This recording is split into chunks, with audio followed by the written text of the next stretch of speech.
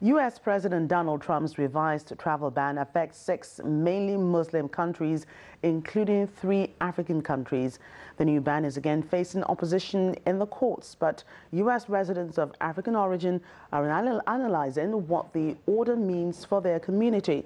Channel's Washington correspondent Maria Bird has more.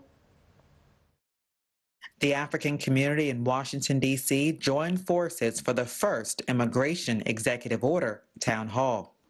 Hello, everyone. It's great to see all your beautiful faces today. This event is especially important to me as my father, as an immigrant from Kenya, and my mother is a Gigi Gullah woman from South Carolina. So we're really happy for you all to be here. I'm representing Africa Action today, one of the oldest advocacy organizations in the country. We are committed to social justice and African progress. The panelists were not shy about sharing their opinions on the president's executive order on immigration. And so what I wanted to do in this intro is 2 things. One, touch on some of the aspects and elements of those orders that cause us the most concern, and I'm sure cause you all the most concern, and explain a bit what the executive orders actually intend to do. And then 2, I'll spend a little time talking about the ways in which the ACLU as an organization, along with our partner organizations, are pushing back. In as much as the president has the right, to have these orders, you also have these due process rights. Don't let any ICE officer tell you that just sign this document because you have no rights and you'll be sent back home. No. If you're detained or you are held, you have a right to see a judge. I'm Muslim, so it's important to me.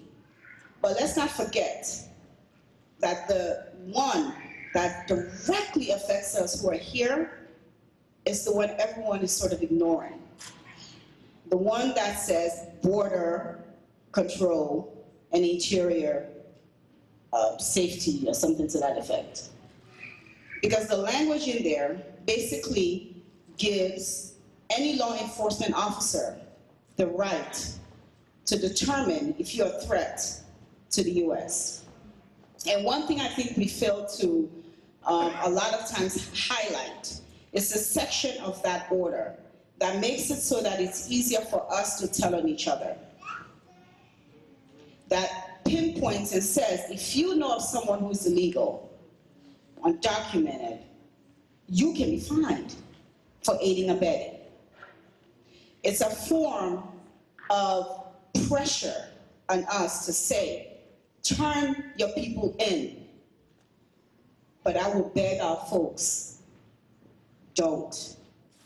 The Immigration Executive Order Town Hall left no stones unturned as the discussions around permanent, temporary, and visiting immigrants to the U.S. and their rights were at the top of the discussion. From Washington, Maria Bird, Channels Television News. Well, China has begun to shut down its ivory trade, the beginning of the end to domestic ivory sales. Mohammed Yusuf has the story. Some potentially encouraging news for conservationists. Kenya-based organization Save the Elephant says the wholesale price for raw ivory in China has dropped by nearly 2/3 in the past 3 years. The government of China announced in December last year, 2016, that they were going to close down the ivory factories, the legal ones, and the legal shops.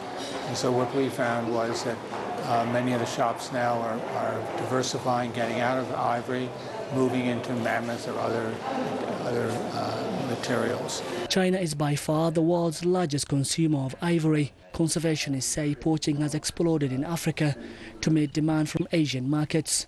The recent Great Elephant Census showed a 30% decline in African savanna elephants between 2007 and 2014, with nearly 150,000 elephants killed. China's domestic ivory ban has been hailed as a good first step, but consumer demand must also be addressed. There are signs of progress, like this demonstration against poaching in Tanzania earlier this year, organized by the Chinese embassy.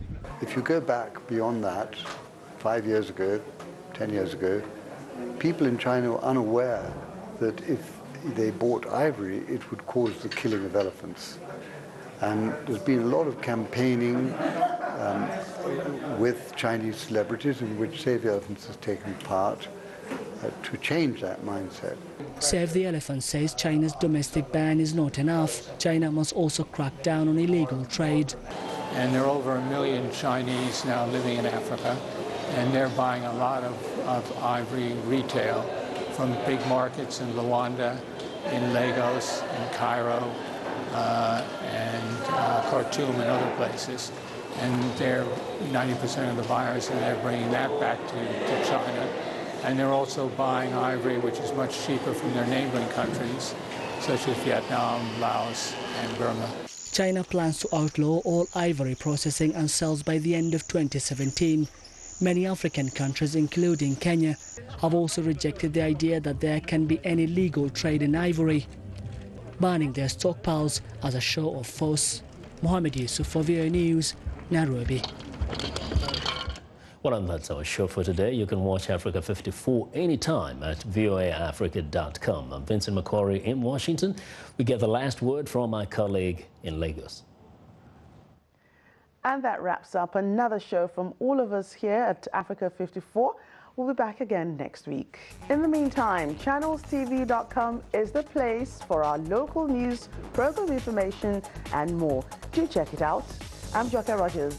Goodbye.